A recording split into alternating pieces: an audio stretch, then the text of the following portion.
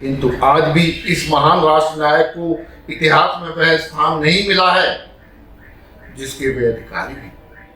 शिवाजी महाराज जिस गुरिल्ला युद्ध नीति के द्वारा युद्ध कर रहे थे, उससे उन्होंने समूचे पश्चिम में और समूचे दक्षिण में मुगलों के शासन को छिन्न भिन्न किया। छापामार युद्ध शैली से ही उन्होंने पुरंदर, तोरण जैसे महत्वपूर्ण किलों को जीता। दरमियाने में सुलह की वार्ता के तहत शिवाजी के पहुंचने पर अफजल खां ने उनसे गले मिलने के बहाने उनकी पीठ में चाकू भोंका।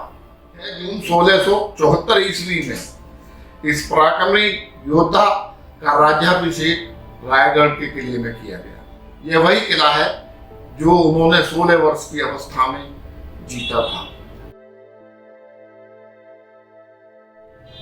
साथियों, आज पुनः स्वागत है आपका रामदास सेवा फाउंडेशन ट्रस्ट के इस यूट्यूब चैनल पर। मित्रों, आज हम बात कर रहे हैं शिवाजी के विषय। साथियों, यदि किसी व्यक्ति में दृढ़ता, बुद्धिमत्ता, वीरता, राजनीतिक कुशलता, नेतृत्व करने की क्षमता हो तथा वह वीर और साहसी भी हो, साथ ही उसमें देशभक्ति की भावना भी भरी हो, तो कोई भी उसका नाम रोशन होने से नहीं रोक सकता। दुनिया में उसकी विजय सुनिश्चित है। इन सब गुणों को लेकर, इन सब विशेषताओं को लेकर 19 फरवरी 1630 ईस्वी में शिवनेरी स्थित एक किले में माता जीजाबाई के गर्भ से शिवाजी नाम के एक बालक ने जन्म लिया। यही बालक आगे चलकर छत्रपति शिवाजी के नाम से विख्यात हुआ। इनके पिता शाहजीराव भोसले बीजापुर सल्तनत में एक उच्चाधिकारी के पद पर कार्यरत थे। पुणे स्थित जागीर के मालिक भी थे, किंतु एक संधि के तहत इनको पुणे स्थित जागीर से उगाही करने का तो अधिकार था, किंतु वहां पर रहने का अधिकार नहीं था। इन सब कारणों से शाहजीराव भोसले ने अपनी यह संपत्ति, अपनी यह जागीर अपनी पत्नी जीजाबाई व पुत्र शिवाजी के नाम कर दी। उस समय शिवाजी की अवस्था काफी कम थी, तो उनके दादा श्री कोणदेव जी ने जागीर का संरक्षक बनकर इसका संचालन किया। माता जीजाबाई और कोणदेव जी ने अपने इस युवा शिवाजी को शिक्षा दीक्षा दी, उनको वीरता का पाठ पढ़ाया, उनको शूर लोगों की और वीर लोगों की जीवनियां पढ़ाएंगे तथा रामायण और महाभारत जैसे ग्रंथों का भी अध्ययन कराया गया। इसके अतिरिक्त क्षत्रियोचित सभी युद्ध कलाओं में निपुण बनाया गया। शिवाजी जब बचपन में ही थे, तब भी वह किले को जीतने का खेल खेला करते थे। 16 वर्ष की अवस्था तक आते आते उन्होंने रायगढ़ के एक मजबूत किले पर एक छोटी टुकड़ी के साथ हमला करके उसको जीत लिया था। रायगढ़ का किला उस समय बीजापुर सल्तनत के अधीन था, किंतु यह बहुत महत्वपूर्ण था और इस प्रकार से उन्होंने सबसे पहले रायगढ़ के किले को जीतकर हिंदवी साम्राज्य की स्थापना की। साथियों, 17वीं शताब्दी में जब शिवाजी का जन्म हुआ, उत्तर में शाहजहां का शासन था, दक्षिण में अहमदनगर में निजाम शाही और बीजापुर में आदिल शाही और गोलकुंडा में कुतुब शाही का शासन चल रहा था। हिंदुओं पर बराबर अत्याचार होते थे। ऐसे परिस्थितियों को देखकर युवा शिवाजी के मन में देश में एक संप्रभु हिंदवी साम्राज्य को स्थापित करने की एक बलवती इच्छा जाग गई। शिवाजी का दृष्टिकोण मजबूत होता चला गया। उन्हें लगा कि एक मराठा साम्राज्य और हिंदवी साम्राज्य की स्थापना किए बिना देश का उत्थान नहीं हो सकता।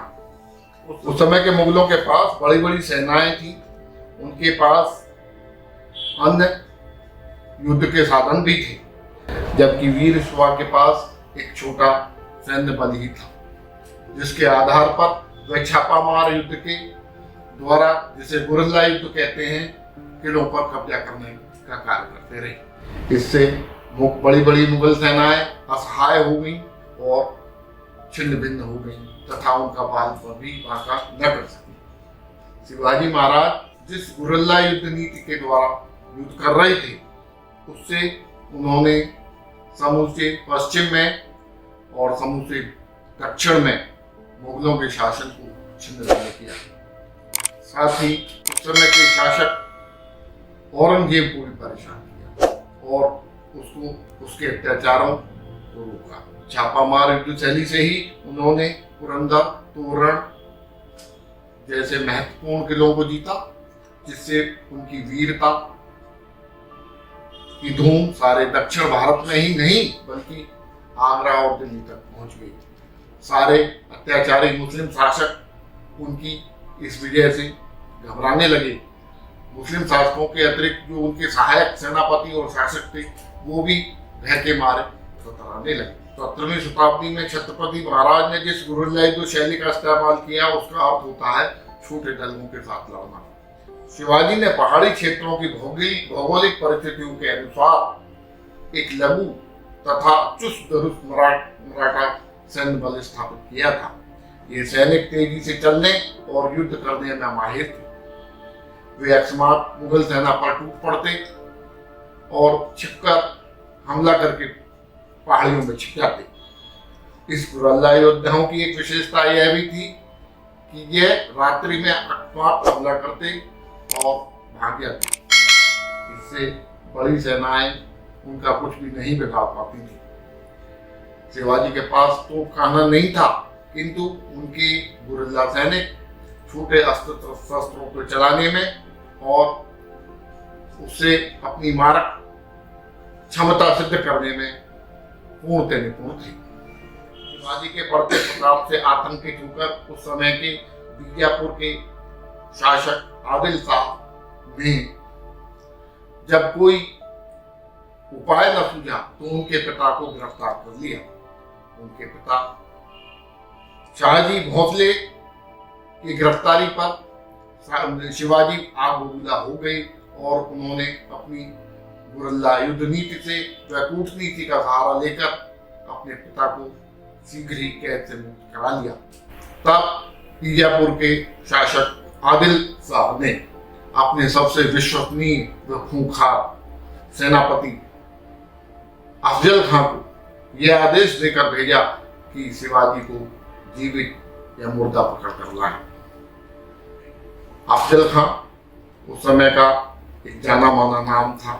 वह बहुत ही खूंखार था और सभी युद्धों में अजय रहा था। आदिल शाह ने उसको आदेश देकर भेजा ही था। वह अपने आदेश के पालन में लग गया, किंतु बहुत प्रयास के बाद भी वह शिवाजी की परछाई तक न पा सका।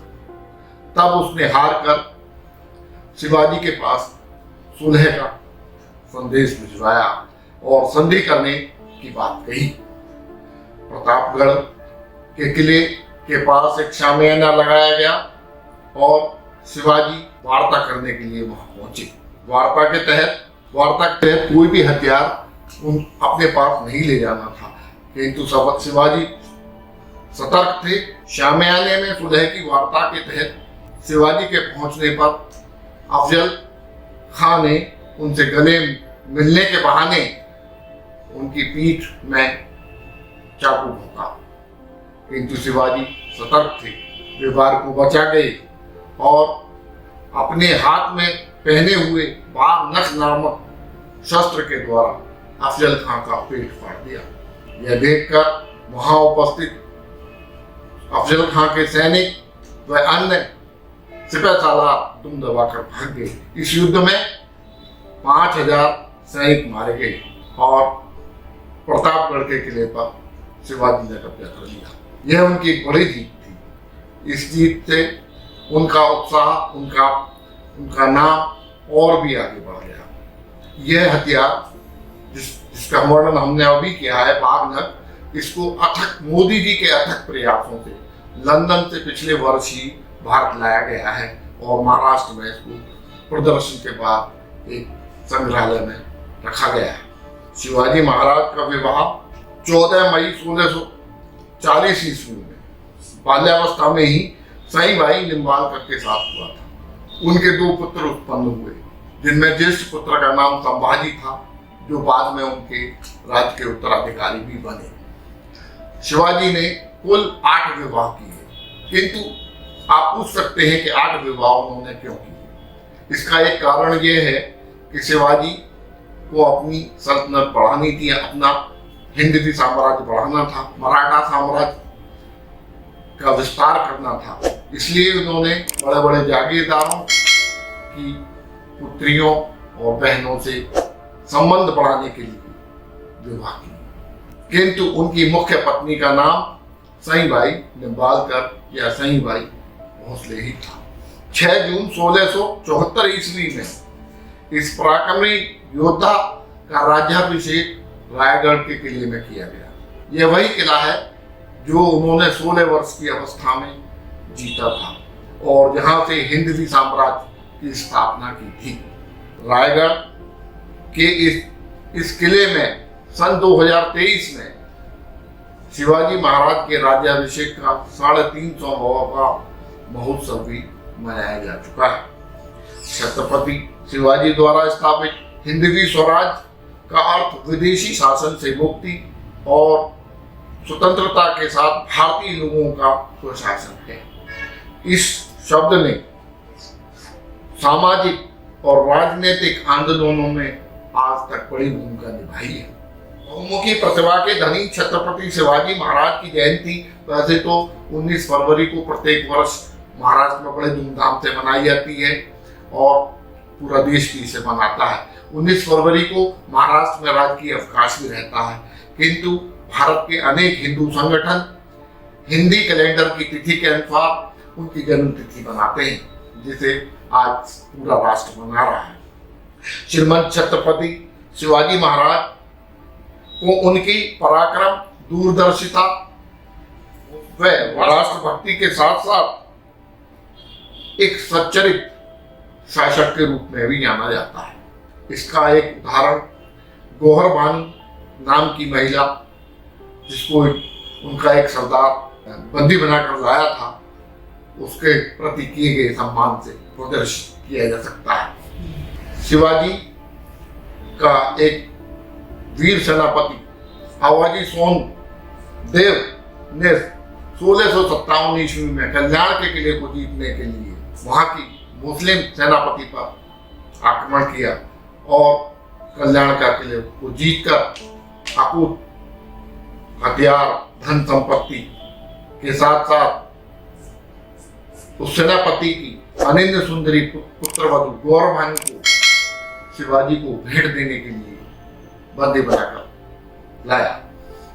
शिवाजी, उसको आशा थी कि शिवाजी मेरी इस भेंट को स्वीकार कर पुरस्कृत करेंगे, किंतु इसका उल्टा हुआ।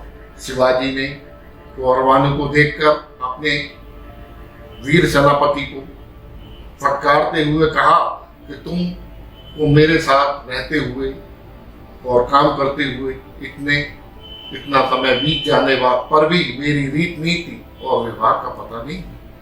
शिवाजी दूसरों की माँ बहन को भी अपनी माँ बहन जैसा ही समझते हैं।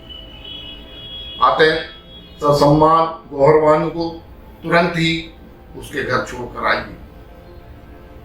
साथ ही अपने सेनापति द्वारा किए गए इस अपराध पर उन्होंने गौरवानु से क्षमा याचना भी की और उनकी सुंदरता को देखते हुए कहा कि काश मेरी भी माँ ऐसी सुंदर होती तो मैं भी बहुत सुंदर होता। उनकी इस बात से पता चलता है कि वे मातृशक्ति का कितना सम्मान करते थे। उनके इस निर्णय से हिंदू ही नहीं, उस समय के मुस्लिम भी उनके कायल हो गए, उनके चरित्र के कायल हो गए और प्रदेश में उनके नाम का डंका बजने लगा। छत्रपति शिवाजी महाराज ने अपने जीवन काल में अनेक युद्ध लड़े, किंतु अपने चरित्र और अपनी तलवार को कभी दागदार नहीं होने दिया। छत्रपति शिवाजी ने अपने दादा कोणदेव व माता जीजाबाई के संरक्षण में व उस समय के परम संत श्री रामदास के नेतृत्व में अपने राज्य का धर्म व संस्कृति पूर्वक और मर्यादा पूर्वक शासन चलाया। उनकी इस विवेकशीलता व न्यायप्रियता के कारण ही उन्हें एक आदर्श एवं महान राष्ट्र नायक समझा जाता है। किंतु आज भी इस महान राष्ट्र नायक को इतिहास में वह स्थान नहीं मिला है जिसके वे अधिकारी हैं। स्कूली पाठ्यक्रमों में आज भी उनके विषय में आधी अधूरी जानकारी उपलब्ध है। शिवाजी महाराज का जीवन पूर्णतः हिंदवी साम्राज्य की स्थापना में बीता। उन्होंने अपने जीवन काल में अनेक लड़ाइयां लड़ी, किंतु अपनी तलवार और अपने चरित्र को कभी भी दागदार नहीं होने दिया। 11 महत्वपूर्ण लड़ाइयां उनकी बहुत बड़ी हैं और उन सभी में उनको विजय प्राप्त हुई। यदि उस 17वीं शताब्दी में शिवाजी महाराज न हुए होते तो उस समय औरंगजेब को रोकने वाला कोई नहीं था। साथ ही पश्चिम और दक्षिण में भी जो मुगलकालीन अत्याचारी शासन मुगलों पर चल रहा था उसको भी कोई रोकने वाला नहीं था। उन्होंने औरंगजेब को ही न रोका बल्कि दक्षिण और पूरे पश्चिम में मराठा साम्राज्य की या कहिए हिंदवी साम्राज्य की स्थापना कर स्वराज्य की स्थापना की और देश को मुगल सल्तनत से मुक्ति दिलाई। उनका यह ऋण आज भी हम पर है। महाभारती में स्वराज्य की स्थापना के साथ साथ उन्होंने राष्ट्रभक्ति और वीरता का भी प्रदर्शन किया। 3 अप्रैल सन 1680 ईस्वी में इस राष्ट्र नायक ने 3 सप्ताह की बीमारी के बाद अपने इस नश्वर देह का त्याग कर परम पद को प्राप्त किया और अमरत्व पाया। साथियों, ऐसे महान नायक को आज हम विनम्र श्रद्धांजलि के साथ अपने इस वीडियो को समाप्त करते हैं। मित्रों, इस छोटे से वीडियो में छत्रपति शिवाजी के विषय में अधिक जानकारी देना संभव नहीं है, किंतु हमारा प्रयास यह रहा है कि उनकी राष्ट्र नायकता, उनकी देश प्रेमिता, उनकी वीरता और उनकी चरित्र के विषय में थोड़ी बहुत बात बताई जा सके। आशा है हम इसमें सफल रहे होंगे। आपको वीडियो पसंद आए तो इसे आगे लाइक करें, शेयर करें और हमारे इस YouTube चैनल को सब्सक्राइब कर हमारा उत्साह करें। धन्यवाद। ओम शांति।